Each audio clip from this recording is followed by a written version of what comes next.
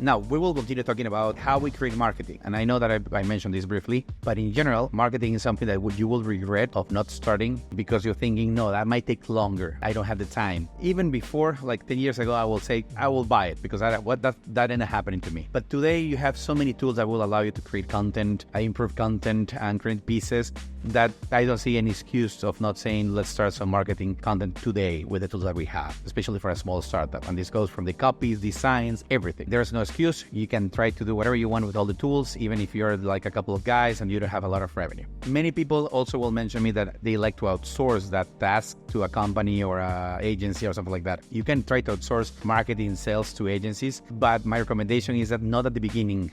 Let me rephrase. You can try to do it if you're small enough and you find somebody who's really good at it and price-wise makes sense. But in general, it's better if you try to do it yourself, just because nobody will understand more your business than yourself. Try to create content that you know that your customers will love, and perhaps use the agency to verify or improve or whatever you want to do, especially if it's not in your own language. Even when there are tools today that they can do it, perhaps you feel that's better, try to do it. Now, create content. Content could be as simple as a video like the one I'm doing, could be a piece of study, a case study, could be a document, could be video from your customers. Try to create something because it will take time until it creates the effect that you are looking for. But trust me, once you start creating that effect and you have that good habit, it will help you to have more leads.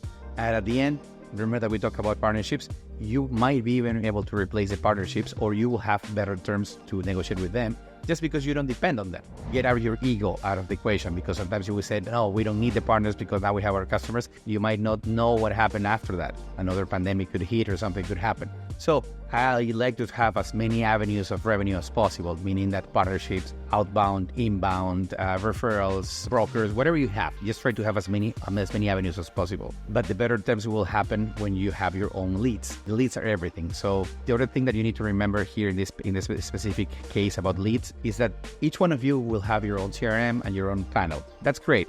But remember, it's not so much about quantity, it's more about quality. What this means, you might have 100 leads and convert 10 of them. And you said, great, if I want to convert 100, I need to multiply. Yes and no, you can do that, but it's better if you try to do, I have 100 leads and now I convert 30. That means that you're more efficient, you're better, you're providing more value, or you're communicating even better in a better way. So try to do that, and I'm sure that you will be able to scale.